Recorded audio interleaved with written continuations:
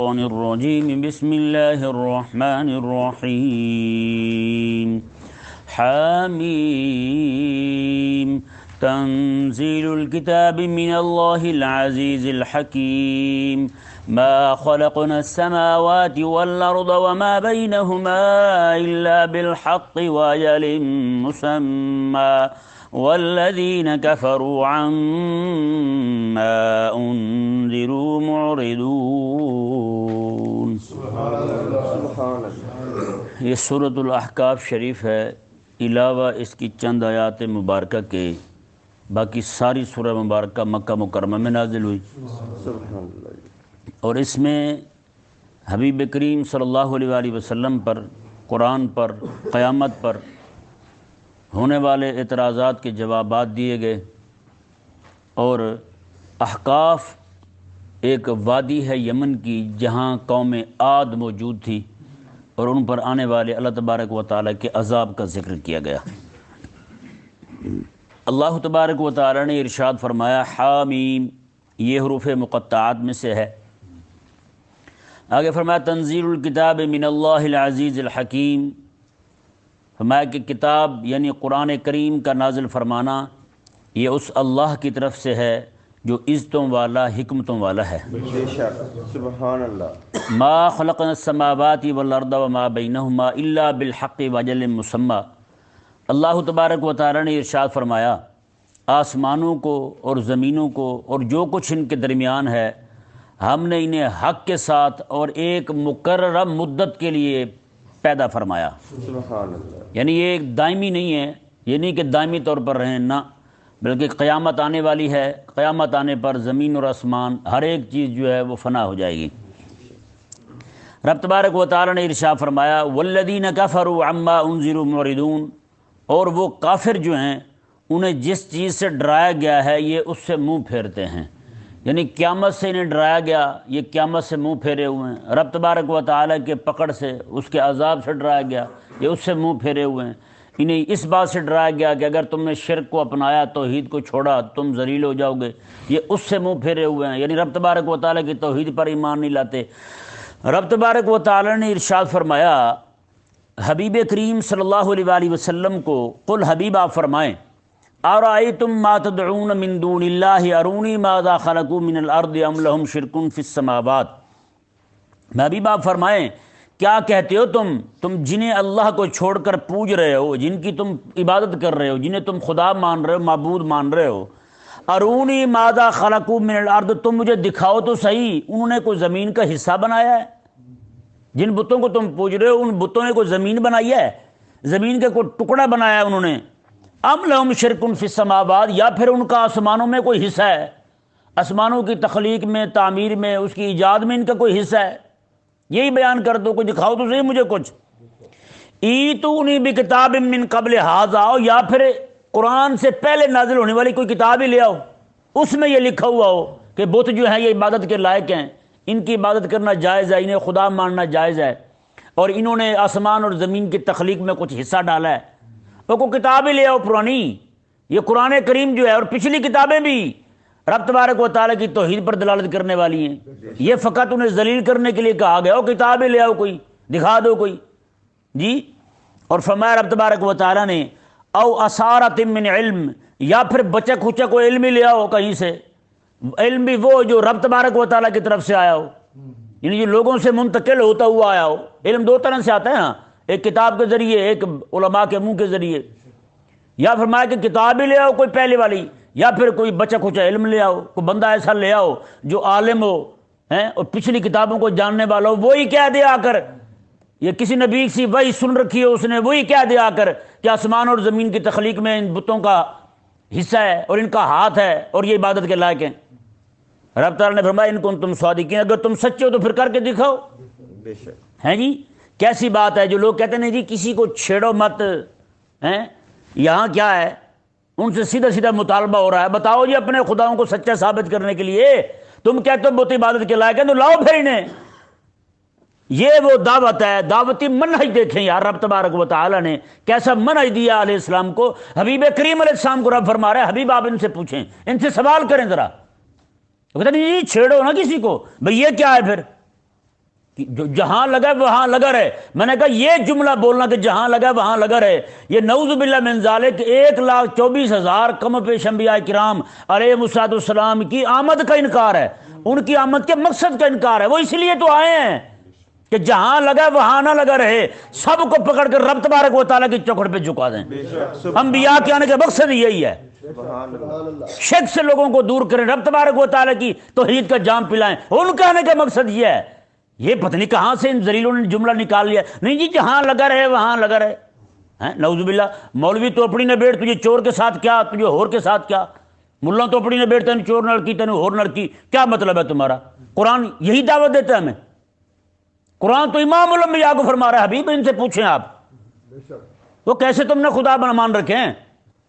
اب میں اپنے مولویوں سے بھی پوچھتا ہوں، یہ مولویوں کے سامنے کتنا شرک ہوتا ہے، کتنا کفر ہوتا ہے. رب تبارک و تعالیٰ کو چھوڑ کر بتوں کے سامنے پڑے ہیں لوگ، سجدے کر رہے ہیں، انہیں معبود برحق مان رہے ہیں، سارا کچھ کر رہے ہیں. مولوی نے آج تک یہ آیت مبارکہ پڑھ کے ان کو بھی کہا ہے اور تم کس کھاتے میں لگے ہوئے ہو، کس طرف پڑے ہوئے تم؟ ہماری دعوت ہی کچھ اور ہے، ہم اپنا دعوتی منہج جو تھا وہ چھوڑ چکے ہیں. یہ حقیقت کہہ رہا ہوں آپ کو. یہ وہ دعوتی منہج ہے جو رب تبارک و تعالیٰ نے امام الانبیاء علیہ السلام کو عطا فرمایا. سبحان اللہ. میں حبیب آپ ان سے پوچھیں ایسے کیسے چھوڑ دیں؟ جب ابو جہل کو سمجھانے کے لیے، دعوت توحید دینے کے لیے امام الانبیاء علیہ السلام 20,000 سے زائد مرتبہ جا کے اس کے دروازے کو کھٹکا دیں، تو بتائیں جو جہاں لگا رہے وہاں لگا رہے. جو جہاں لگا ہے لگا رہنے دے رہے. تو پھر حضرت امیر حمزہ رضی اللہ تعالیٰ کے جسم کے ٹکڑے کیوں ہو گئے؟ اگر یہ نظریہ ٹھیک ہوتا تو پھر حضرت سیدنا مولا علی رضی اللہ تعالیٰ نے اپنے رشتہ داروں کو کیوں قتل کیا؟ حضرت عمر رضی اللہ نے اپنے سگے ماموں کیوں قتل کیا؟ حضور کے صحابہ نے اپنے باپ کو کیوں قتل کیا؟ جہاں لگا ہے لگا ہی رہنے دیتے، کسی کو کچھ نہ کہتے. تو رب تبارک و تعالیٰ نے کیوں فرمایا؟ حبیب آپ ان سے پوچھیں ایسے لگے رہیں، کیوں لگے رہیں؟ نبیوں کے آنے کا مقصد ہی یہی ہے.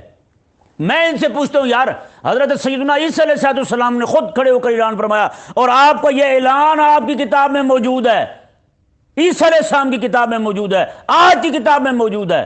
یہ بدل نہیں سکے آج تک یہ ذلیل لوگ. باقی ساری باتیں بدل دی انہوں نے، لیکن یہ فرمان عیسیٰ علیہ السلام کا آج بھی موجود ہے. عیسیٰ علیہ السلام نے کھڑے ہو کر فرمایا تھا کہ مجھے رب نے بھیجا ہے تاکہ میں ہر گھر میں آگ لگا دوں، ہر گھر میں لڑائی ڈال دوں میں. یہ عیسیٰ علیہ السلام کا فرمان ہے. مطلب کیا ہے؟ جب کسی کے گھر میں ایک بندہ دعوت حق کو قبول کرے گا، میری دعوت کو قبول کرے گا، ایک رب کا ماننے والا بن جائے گا، تو ظاہری بات ہے اس گھر میں رہنے والے جو مشرکین ہیں ان کے ساتھ لڑائی بنے گی. بے شک. یہ آگ لگانے کا مقصد ہے. تو پھر اندازہ لگائیں جی، یہ تو کسی نبی کے مشن میں یہ نہیں رہا جہاں لگا ہے لگا رہنے دیں، بلکہ نبیوں کی دعوت میں یہ بات شامل تھی. رب تبارک و تعالی نے موسیٰ علیہ السلام کو کہہ کے بھیجا، ادھر پوری حکومت ہوگی، ادھر تم اکیلے ہونا ہے. تم نے اکیلے 2 بھائیوں نے کھڑے ہو کے ان کے ساتھ ٹکر لے لینی ہے. یہ ہے دعوتی منہج جو وحی اللہ تبارک و تعالیٰ کی طرف سے آئی ہے. یہ ہے دعوتی منہج کی حضرت سیدنا نوح علیہ السلام پوری قوم کے خلاف کھڑے ہو جائیں. جب کسی کو کہنا ہی کچھ نہیں ہے تو پھر یہ تمہارا، میں حقیقت والی بات ہے، کئی بار سوچتا ہوں یہ جو جملہ نا کہ جو جہاں لگا ہے لگا رہنے دو، یہ اتنا پلید جملہ ہے، اگر یہ سمندر میں ڈال دیں وہ پانی بھی پلید ہو جائے. اتنا پلید جملہ ہے یہ. نعوذ باللہ پورے قرآن کو، احادیث مبارکہ کو اور رب تبارک و تعالیٰ کی جتنی نازل کردہ کتابیں سب کو جھوٹا کہنے والا جملہ یار. جہاں لگا لگا رہنے دو، دماغ خراب ہے، لگا لگا رہنے دو. بنی اسرائیل میں رب تبارک و تعالیٰ نے ایک قوم پر عذاب بھیجنے کے لیے حضرت جبریل امین کو بھیجا.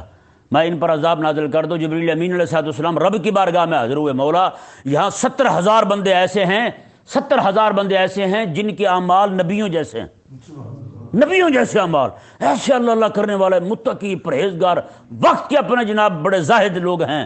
اللہ تبارک و تعالیٰ نے فرمایا سب سے پہلے انہیں عذاب دو، سب سے پہلے انہیں عذاب دو. عرض گزار ہوئے مولا یہ کیا سبب ہے؟ اللہ تعالیٰ نے فرمایا کہ میری ذات کے ساتھ شریک ٹھہرایا جا رہا ہے، میری نافرمانی ہو رہی ہے، ان کے ماتھے پہ کبھی بال نہیں آیا، یہ تو بے غیرت ہیں. میری ذات کی غیرت نہیں آئی ان کو. بنی اسرائیل کا یہ ایک مولوی تھا نا جی، ممبر پہ بیٹھا تقریر کر رہا ہے. تقریر کے دوران ہی جناب ایک خاتون گزری، اس کا بیٹا وہیں بیٹھا تھا. اس کے بیٹے نے اس لڑکی کو اشارہ کیا. وہ مولوی دیکھ لیا اس نے کہ لڑکے نے اشارہ کیا لڑکی کو، تو وہ کہنے لگا پتر ٹھہر جاؤ، کچھ دن میں آپ کی شادی کر دیتے ہیں. اللہ تبارک و تعالیٰ کو جلال آیا، فرمایا کہ میری نافرمانی ہو، اس کو اتنا غصہ آیا بس. منبر پہ رب تبارک و تعالی نے وہیں پہ مار دیا اسے، لڑکتا ہوا نیچے آیا بندہ۔ بتائیں، تو جس بندے کو رب کے لیے غیرت نہ آئے، باقی ہر بات میں بندہ جناب فن خواں بنتا رہے، نام نہاد غیرت کے جناب ڈھنڈورے پیٹتے رہے، لیکن جب رب کی بات ہے تو پھر جناب خاموش ہو جائے۔ رسول اللہ علیہ السلام کی عزت و ناموس کی بات ہے تو بندہ بغیرت ہو جائے ہیں، آقا علیہ السلام کے صحابہ حضور کی اہل بیت کی عزت و ناموس کی بات ہے تو بندہ پہ چپ ہو جائے، پھر کہیں جی لگا رہے تو لگا رہنے دو ہیں۔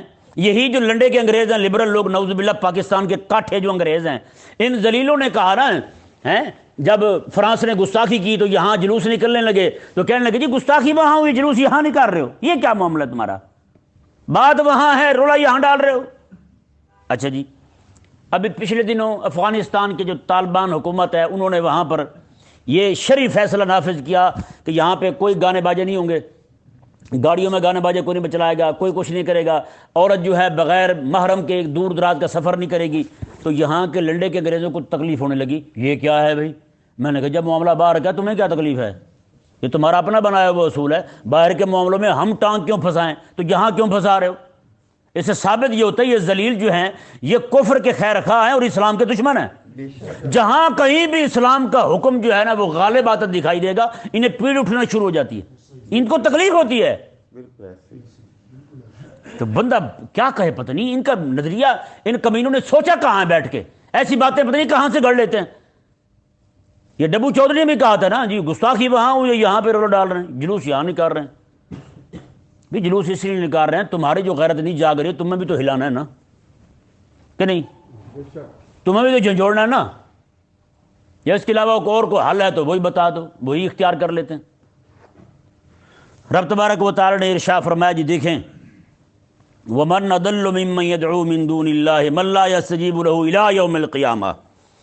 دیکھیں جی آج یہاں بیٹھ کے مشرکین کو اپنا کہتے ہیں میرا پسندیدہ بندہ ہے جی، ہیں یہ میرا پسندیدہ، یہ میں اس کا فین ہوں جی، ہاں یہ میرا آئیڈیل ہے، ہیں ہندو، مشرک، عیسائی، یہودی، سکھ میرا آئیڈیل ہے جی۔ کیوں آئیڈیل ہے؟ رب کا قرآن کیا فرماتا ہے؟ میں کہ من اضل ممن يدعو من دون اللہ، اس سے بڑا گمراہ کون ہو سکتا ہے جو ایسی چیزوں کو پکار رہا ہے جو قیامت تک جواب دینے والی نہیں ہے۔ بے شک جو بتوں کو پوج رہے ہیں قیامت تک لا یستجیب لہ الی یوم القیامہ، قیامت تک کھڑا ہو کے بولتا رہے میں وہ جواب دینے والا نہیں ہیں۔ اللہ اکبر۔ فرمایا کہ وَهُمْ عَنْ دُعَائِهِمْ غَافِلُونَ، اور جنہیں یہ پکار رہے ہیں وہ تو ان کی دعا سے ہی غافل ہیں، ان کی پکار سے ہی غافل ہیں، ان کی عبادت سے ہی غافل ہیں، ان کے سجدوں سے غافل ہیں، ایک ایک چیز سے غافل ہیں، انہیں تو کوئی پتہ ہی نہیں ہے ان کا، پتھر ہے وہ تو جمادات میں سے ہے، اسے کیا پتا کہ کون کیا کر رہا ہے، کس لیے کر رہا ہے، کس لیے جھک رہا ہے مجھے، کس لیے میری عبادت کر رہا ہے۔ اللہ اکبر۔ کریم آقا صلی اللہ علیہ وآلہ وسلم نے مکہ مکرمہ میں جو جہاں لگا ہے لگا رہنے دو ہیں، آقا علیہ السلام جو ہیں مکہ مکرمہ میں حضرت مولا علی رضی اللہ تعالیٰ عنہ کو لے کر کعبہ میں گئے بت گرانے کے لیے، تشریف لے گئے حضور۔ اور مزے کی بات یہ جو اس بار بت گرا رہے ہیں نا، یہ بت گرانا اس وقت تھا جب ابھی حضور مکہ میں ہی تھے، مکہ میں ہی تھے حضور۔ تو حضرت مولا علی رضی اللہ تعالیٰ فرماتے ہیں کہ جب گئے وہاں تو آقا علیہ السلام کو میں نے عرض کیا حضور میں آپ کو اٹھاتا ہوں۔ جب آقا علیہ السلام میرے کندھوں پہ سوار ہوئے تو میں اٹھا نہیں سکا حضور کو۔ آقا علیہ السلام نے فرمایا کہ علی یہ بھار تو نہیں اٹھا سکے گا، تو میں نیچے اترتا ہوں، میں تمہیں اٹھاتا ہوں۔ تو بات یہ فرماتے ہیں کہ آقا علیہ السلام نے حضرت مولا علی کو کندھوں پہ اٹھایا، اور ایک روایت یہ ہے کہ آقا علیہ السلام نے اس طرح دو بازو کیے، یہاں پہ ہمارے کہ علی کھڑے، جو علی کھڑے ہوئے تو اس طرح آقا علیہ السلام نے اٹھایا۔ اب مستدرک للحاکم کے الفاظ ہیں، حضرت مولا علی فرماتے ہیں کہ میں اس وقت آقا علیہ السلام نے جب مجھے اٹھایا میں اتنا اونچا ہو گیا میرا دل کرے آسمان کو ہاتھ لگاؤں تو وہ بھی لگا سکتا تھا میں۔ ماتے پھر میں نے بتوں کو اکھیڑ اکھیڑ کے نیچے پھینکا، بتوں کو اکھیڑ اکھیڑ کے نیچے پھینکا۔ تو فرماتے ہیں جب بت اکھیڑ کے نیچے پھینکے تو وہاں سے ہم جب نکلے نا، حضرت مولا علی فرماتے ہیں میں اور آقا علیہ السلام گھروں کی اوٹ لیتے ہوئے چھپ چھپ کے اپنے گھر پہنچے، کہیں یہ نہ ہو کہ مشرک ہمیں دیکھ لیں۔ بتائیں یہ کس وقت کی بات ہے؟ پھر جب آقا علیہ السلام بھی مکے میں تھے۔ اچھا جب مکہ فتح ہوا تو اس وقت کیا ہوا؟ سب سے بڑا بت الحبل جو ہے نا وہ اس طرح بہت اونچا تھا، اتنا بندھا ہوا تھا کعبے کے ساتھ، نیچے اس کے پلر لگے ہوئے تھے، آقا علیہ السلام مشرکین دور بیٹھے ہوئے تھے، ان کا خدا نیچے گر رہا تھا، اور آقا علیہ السلام صحابہ کو فرما رہے تھے وہ زور لگاتے ہو نا، زور سے اس طرح کرو تاکہ تمہاری جو ہے یہ ان کی چیخیں نکال دے گی۔ جی بتائیں، اسلام تو ایسے چڑھاتا ہے کافروں کو، دین کے دشمنوں کو، رب کے دشمنوں کو ایسے ذلیل کرتا ہے اسلام، پھر ان کے بت کو پھر اس طرح گھسیٹ گھسیٹ کے جناب نیچے گرایا گیا، ایسے بت نیچے گرے پھر۔ اللہ اکبر۔ رب تبارک و تعالی نے ارشاد فرمایا جی دیکھیں، تو اسلام جو ہے نا یہ بت گرانے کے لیے آیا ہے، نہ کہ بت پرستوں کے ساتھ یاری لگانے کے لیے۔ جو بندہ مسلمان بھی اپنے آپ کو کہے اور چار پیسوں کے خاطر ہندوؤں کی جناب نہ تو ان کی باتیں ماننا شروع کر دے، مسلمان تھوڑا ہے، وہ تو منافقوں سے بھی گیا گزرا ہے، بے ایمانوں سے بھی گیا گزرا ہے، جو اپنے چار پیسوں کے خاطر مشرکوں کے ساتھ اتحاد کر جائے، کافروں کے ساتھ اتحاد کر جائے، نعوذ باللہ من ذالک۔ رب تبارک و تعالی نے ارشاد فرمایا جی دیکھیں، وَإِذَا حُشِرَ النَّاسُ كَانُوا لَهُمْ أَعْدَاءً وَكَانُوا بِعِبَادَتِهِمْ كَافِرِينَ۔ اور فرمایا کہ جب لوگوں کو جمع کیا جائے گا قیامت کے دن، جب لوگ میدان محشر میں جمع ہوں گے تو اس وقت کانوا لہم اعداء، یہی بت ان کے دشمن بن جائیں گے، یہی بت جو ہیں لوگوں کے دشمن بن جائیں گے، اپنے پجاریوں کے دشمن بن جائیں گے، وَكَانُوا بِعِبَادَتِهِمْ كَافِرِينَ، اور وہ بت ہی ان کی عبادت کا انکار کرنے لگیں گے، وہ کہیں گے ہم نے تھوڑی کہا تھا ان کو ہماری عبادت کریں۔ اس سے ثابت ہوا رب مشرکوں کو ذلیل کرنے کے لیے پتھر جو بے جان ہے اس وقت اسے بھی جان دے دے گا، ہاں اسے بھی پہچان آ جائے گی، اور دنیا میں جو کچھ ہونے والا تھا، جو کچھ اس کے ساتھ ہوتا رہا، جو ماتھا ٹیکتے رہے، وہ سارے کا سارا پتھر جو ہے قیامت والے دن کھڑا ہو کے انکار کرے گا، مولا یہ پوچھتے ضرور تھے مجھے لیکن میں نے نہیں کہا تھا ان کو۔ اب بتائیں یار، ایک پتھر جو ہے وہ پڑا ہوا ہو مندر میں اور مشرک اسے پوج رہے ہوں، قیامت والے دن اسے ساری عقل آ جائے، تو دوسرا پتھر وہ ہے جو کعبے کے ساتھ کھڑا ہوا ہے، حجر اسود جو ہے، میرے آقا کے سامنے میں قیامت والا جب دن آئے گا نا، اس وقت حجر اسود جو ہے یہ رب تبارک و تعالیٰ کی بارگاہ میں عرض کرے گا، مولا میں نے تیرے حبیب کی زیارت کے لیے جانا ہے، تو اللہ تبارک و تعالیٰ حجر اسود کو اجازت دے گا، یہ حضور کی بارگاہ میں آئے گا، اگر کہے گا یا رسول اللہ 3 بندوں کی جو ہے نا شفاعت میں کروں گا، 3 بندوں کی، ایک روایت میں کعبے کا بھی ذکر ہے، کعبہ خود جائے گا حضور کی بارگاہ میں کہ 3 بندوں کی شفاعت میں کروں گا۔ 3 بندے کون سے ہیں؟ ایک وہ بندہ جو گھر سے روانہ ہوا اور آ کر اس نے میری زیارت کی، اس بندے کی شفاعت کروں گا۔ دوسرا بندہ وہ ہے جو گھر سے روانہ ہوا لیکن راستے میں فوت ہو گیا، پہنچ نہیں سکا مجھ تک، اس کی شفاعت بھی میں کروں گا۔ اور تیسرا بندہ وہ ہے جو گھر سے روانہ ہی نہیں ہوا، میرے تک پہنچا ہی نہیں ہے لیکن تڑپتا رہا کہ مولا کبھی مجھے لے جا، میں بھی زیارت کروں اس کی۔ اور آقا علیہ السلام کا فرمان پتہ کیا ہے؟ حضور فرماتے جو بندہ رب کے ساتھ مصافحہ کرنا چاہے نا، وہ حجر اسود کو آ کے چھو لے، اس نے رب کے ساتھ مصافحہ کر لیا۔ اور آقا علیہ السلام نے فرمایا کہ یہ حجر اسود جو ہے یہ رب کا ہاتھ ہے اس دنیا کے اندر، اللہ اکبر، یہ رب کا ہاتھ ہے۔ اور امام ذہبی رحمہ اللہ نے کمال کر دیا ہے، آپ فرماتے ہیں جو بندہ آج یہ چاہتا ہے نا کہ میں رب سے مصافحہ کروں اور آقا علیہ السلام کا تبرک حاصل کروں، وہ جا کے حجر اسود کو چوم لے، کیونکہ حجر اسود جو ہے یہ رب تبارک و تعالیٰ کا ہاتھ ہے اور آقا علیہ السلام کے اس کو ہاتھ لگے ہوئے ہیں جی، کیسی بات ہے۔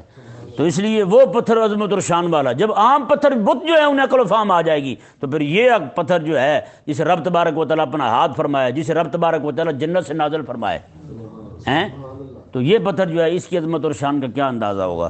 رب تبارک و تعالیٰ نے ارشاد فرمایا جی دیکھیں، وَإِذَا تُتْلَىٰ عَلَيْهِمْ آيَاتُنَا بَيِّنَاتٍ، جب ہماری آیتیں ان پر تلاوت کی جاتی ہیں، قال الذین کفروا للحق، تو کافر جو ہیں حق کے بارے میں کہتے ہیں، لما جاءہم، جب حق ان کے پاس آ چکا، حق کے آنے کے بعد اسے کہتے ہیں ھذا سحر مبین، یہ تو کھلا جادو ہے، نعوذ باللہ من ذالک، نعوذ باللہ، رب کی وحی کو جادو کہنے والا بندہ، نعوذ باللہ، وہ کافر ہے پکا جی۔ ام یقولون افترا، رب تعالیٰ نے فرمایا اس سے بھی بڑی غلیظ بات اگلی کرتے ہیں، وہ کیا ہے؟ میں یہ کہتے ہیں کہ حبیب کریم نے قرآن خود گھڑ لیا ہے، نعوذ باللہ۔ قل حبیب آپ فرما دیں، ان افتریتہ فلا تملکون لی من اللہ شیئا، میں اگر خود سے قرآن گھڑتا، قرآن گھڑ کے رب کی طرف منسوب کر دیتا، جھوٹ رب کی طرف منسوب کرتا، تو پھر تم میں سے کون بندہ تھا جو مجھے رب سے بچا سکتا ہے؟ میری کیا ہمت ہے میں رب کی طرف جھوٹ منسوب کر دوں؟ وہ تو خالق اور مالک ہے، میں تو وہی کہتا ہوں جو میری طرف میرا اللہ وہی فرماتا ہے۔ رب تبارک و تعالی نے فرمایا هو اعلم بما تفیدون فیہ، میں وہ خوب جانتا ہے جو تم باتیں کر رہے ہو، مسخریاں کر رہے ہو تم، میرا اللہ خوب جانتا ہے کفا بہی شہیدم بینی و بینکم، میرے اور تمہارے درمیان رب کی گواہی کافی ہے، بس ہیں۔ رب تعالیٰ نے فرمایا نا قرآن میں، میں حبیب یہ نہیں مانتے آپ کو نہ مانے رسول، میں قسم اٹھا کے کہتا ہوں آپ رسول ہیں۔ سورہ یاسین شریف دیکھیں نا، پہلی سطر میں رب تعالیٰ نے یہی فرمایا، یاسین والقرآن الحکیم انک لمن المرسلین، میں حبیب پیارے قسم قرآن کی آپ سچے رسول ہیں، یہ نہیں مانتے نہ مانے۔ اور حضور نے بھی وہی فرمایا کہ رب فرمارے حبیب آپ کہیں کفا باللہ بینی و بینکم کفا بہی شہیدم بینی و بینکم، میرے اور تمہارے درمیان میرا اللہ گواہ کافی ہے، بس اسی کی گواہی کافی، تم نہیں مانتے نہ مانو۔ اللہ تبارک و تعالی نے فرمایا وَهُوَ الْغَفُورُ الرَّحِيمُ، وہی بخشنے والا مہربان ہے۔ اچھا وہ آ کر آقا علیہ السلام سے مطالبہ کرتے جی فلاں معجزہ دکھا دیں فلاں دکھا دیں، اور ساتھ یہ بھی کہتے اگر آپ رسول ہیں تو زمین پر چلتے ہیں، گلیوں میں جاتے ہیں، کام کرتے ہیں، آپ نماز پڑھتے ہیں، اٹھتے بیٹھتے ہیں، کھاتے پیتے ہیں، یہ ہماری سمجھ سے بالا تر ہے۔ رب تبارک و تعالی نے کیا فرمایا، قل حبیب آپ فرمائیں ما کنت بدعا من الرسل، میں کوئی نیا رسول تھوڑی ہوں، میں کوئی انوکھا تھوڑا ہوں، مجھ سے پہلے بھی رسول آئے، وہ بھی زمین پر چلا کرتے تھے، وہ بھی کھاتے پیتے تھے، ان کا بھی نظام تھے، معاملات تھے، وہ بھی شادیاں کرتے نکاح کرتے تھے، ان کی بیویاں ہوتی بچے ہوتے تھے ان کے، وہ بھی بشر تھے، انسان تھے۔ تو پھر ایسا تمہارا کہنا میں نے کون سا عزت دعویٰ کر دیا ہے؟ میں نے بھی تو یہی کہا ہے میں رب تبارک و تعالیٰ کا بندہ ہوں اور اس کا رسول ہوں، یہی کہا نا میں نے، اور کیا کہا ہے؟ تو پھر تمہارا ایسے مطالبے کرنا اور تمہارا یہ کہنا کہ فلاں معجزہ دکھا دو فلاں دکھا دو، میں نہ۔ آقا علیہ السلام کو رب تبارک و تعالیٰ نے فرمایا حبیب آپ فرمائیں وما ادری ما یفعل بی ولا بکم، میں نہیں جانتا کہ میرے ساتھ کیا ہونے والا ہے اور تمہارے ساتھ کیا ہونے والا ہے۔ مفسرین کا ایک گروہ اس آیت مبارکہ کے 3 جواب دیے مفسرین نے۔ پہلا جواب یہ ہے کہ یہ آیت مبارکہ کا یہ والا حصہ یہ منسوخ ہے کہ جس میں یہ فرمایا گیا کہ آپ کافروں کو فرمائیں کہ مجھے نہیں پتا کہ میرے ساتھ کیا ہوگا قیامت میں اور تمہارے ساتھ کیا ہوگا، ہیں؟ یہ پہلے کی بات ہے، بعد میں رب تبارک و تعالی نے سارا علم عطا فرما دیا، آقا علیہ السلام کو علم عطا فرما دیا۔ یہی تو وجہ آقا علیہ السلام نے فرمایا کہ ابو بکر صدیق کا سب سے پہلے حساب ہوگا، ہیں؟ رب فرمائے گا حبیب اپنی امت کو پیش کریں حساب شروع ہو، تو آقا علیہ السلام جو دیکھیں گے اپنی امت ساری امت کو، آقا علیہ السلام ابو بکر صدیق کا ہاتھ پکڑ کے رب کی بارگاہ میں پیش کریں گے۔ حضرت ابو بکر صدیق جاتے ہوئے ڈریں گے اور کہیں گے مولا میں تو بوڑھا ہو گیا تھا، میرے پاس کون سی نیکیاں ہیں، میں کیا حساب دوں گا؟ اللہ تعالیٰ فرمائے گا حبیب اسے چھوڑ دیں، اس بوڑھے نے عاجزی ایسی کی ہے اب مجھے حساب لیتے ہوئے شرم آ رہی ہے۔ اور آقا علیہ السلام نے فرمایا کہ سب سے پہلے قیامت کے دن میرا اللہ جس کے ساتھ مصافحہ فرمائے گا وہ میرا یار عمر ہوگا۔ بتائیں بھائی، اور آقا علیہ السلام نے فرمایا قیامت کے، اور آقا علیہ السلام نے دعا کی مولا میرا عثمان جو ہے نا یہ شرماتا بہت ہے، ہیں اس سے حساب لینا نا سختی کے ساتھ نہ لینا۔ اللہ تعالیٰ نے میں بھی نرمی کے ساتھ لیں گے۔ پھر خیال آیا کہ یہ تو عثمان بہت زیادہ شرماتا ہے، عرض کی مولا اس کے حساب لینا نا تنہائی میں لینا۔ اللہ تعالیٰ نے فرمایا تنہائی میں حساب لیں گے۔ پھر کہنے لگے یہ تو تنہائی میں بھی نہیں بول سکے گا، ہیں تو عرض کی مولا اسے حساب نہ لینا بڑا شرماتا ہے۔ اللہ تعالیٰ نے فرمایا ٹھیک ہے عثمان سے حساب لیتے نہیں ہیں۔ بتائیں بھائی ہیں ایک ایک بات حضور نے بیان فرما دی۔ یہ بات پہلے کی ہے کہ حضور نے فرمایا کہ مجھے نہیں پتا کہ میرے ساتھ کیا ہونے والا ہے تمہارے ساتھ کیا ہونے والا ہے۔ آقا علیہ السلام سیاستہ میں حدیث پاک موجود ہے، مشکات میں موجود ہے حدیث پاک۔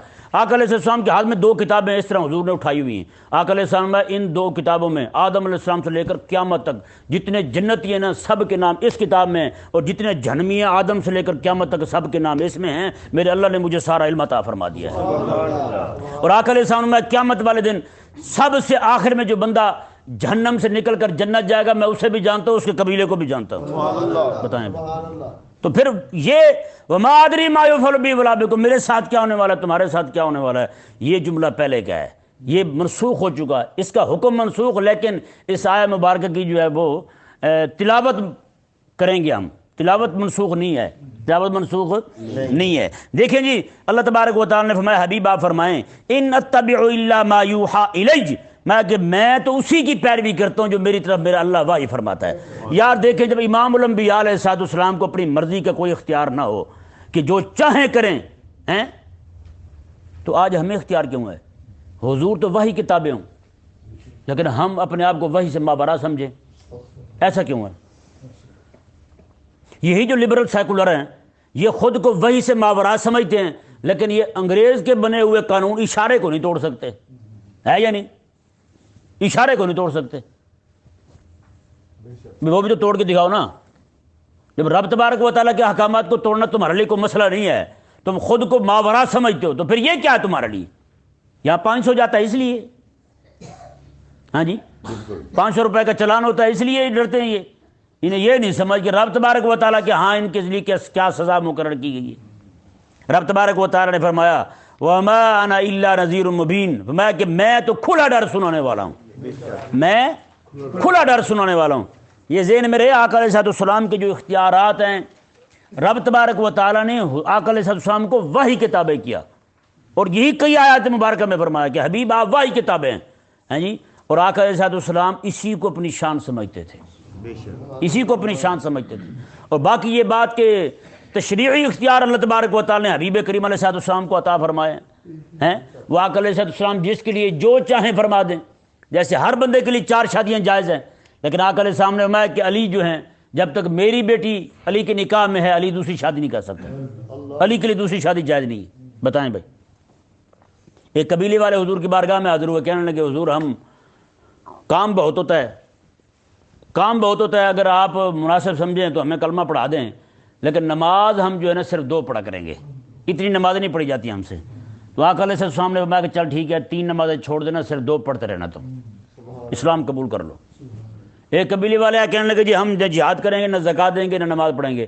آقا علیہ السلام نے میں جہاد اور زکوٰۃ کی 2 چیزوں کی میں تمہیں معافی لکھ کے دیتا ہوں، لیکن باقی رہی نماز، میں کہ لا خیر فی دین لیس فیہ رکون، میں جس دین میں نماز نہ ہو وہ بھی کوئی دین ہے، اس میں بھی کوئی بھلائی ہے، اس میں بھی کوئی خیر ہے۔ ابو داؤد میں حدیث پاک موجود ہے۔ تو رب تبارک و تعالیٰ نے ارشاد فرمایا جی دیکھیں قُلْ أَرَأَيْتُمْ إِنْ كَانَ مِنْ عِنْدِ اللَّهِ وَكَفَرْتُمْ بِهِ، میں کہ حبیب آپ فرما دیں تم کیا کہتے ہو اگر یہ قرآن اللہ کے پاس سے ہوا، تم تو انکار کر چکے ہو، بار بار انکار کر چکے ہو، اگر یہی قرآن رب کی طرف سے ہوا وَكَفَرْتُمْ بِهِ، اور تم اس کا انکار بھی کر چکے ہو، وَشَهِدَ شَاهِدٌ مِّن بَنِي إِسْرَائِيلَ عَلَىٰ مِثْلِهِ، اور بنی اسرائیل میں سے ایک بندہ گواہی بھی دے چکا ہے، کون؟ ان کے بہت بڑے عالم حضرت عبداللہ بن سلام رضی اللہ عنہ جی۔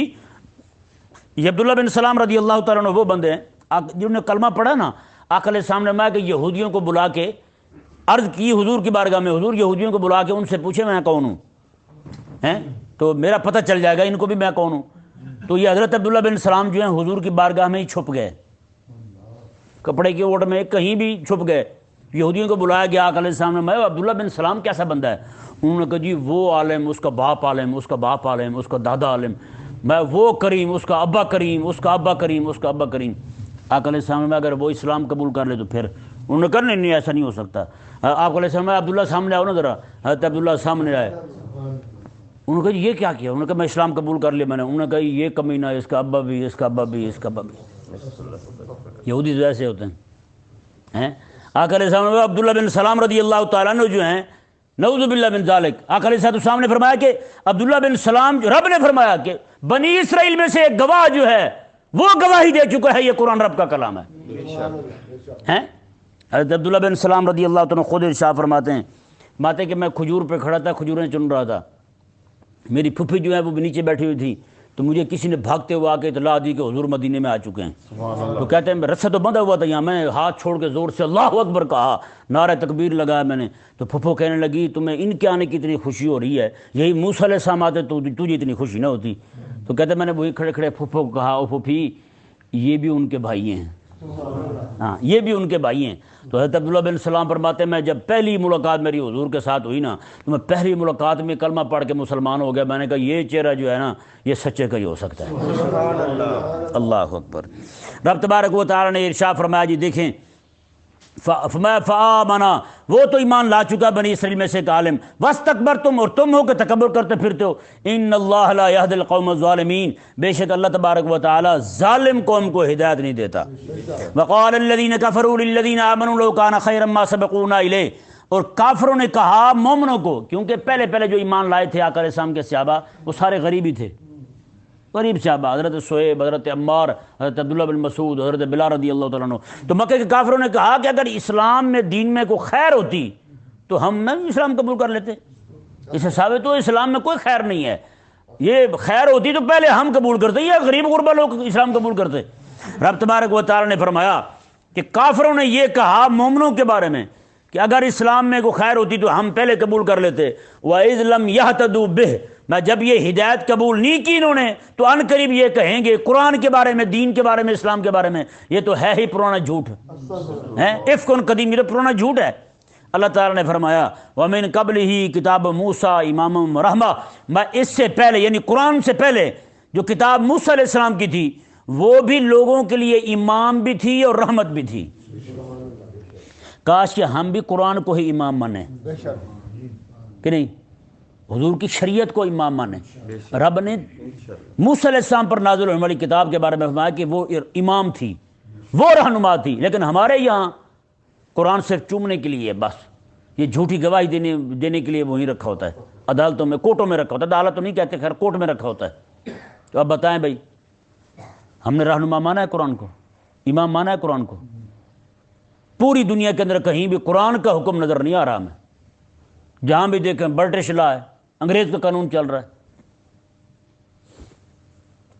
رب تبارک و تعالی نے ارشاد فرمایا، جی دیکھیں وَهَذَا كِتَابٌ مُصَدِّقٌ لِسَانًا عَرَبِيًّا لِيُنذِرَ الَّذِينَ ظَلَمُوا، میں کہ یہ کتاب جو ہے یہ عربی زبان میں، یعنی قرآن جو ہے یہ عربی زبان میں تصدیق کرنے والا ہے اس کتاب کی جو موسیٰ علیہ السلام پر نازل ہوئی تھی، ہیں جی، لِيُنذِرَ الَّذِينَ ظَلَمُوا، یہ قرآن اس لیے نازل ہوا تاکہ یہ ظالموں کو ڈر سنائے، وَبُشْرَىٰ لِلْمُحْسِنِينَ، اور یہ نیکوکاروں کو خوشخبری سنانے والا ہے۔ اللہ تبارک و تعالی سمجھنے کی توفیق عطا فرمائے۔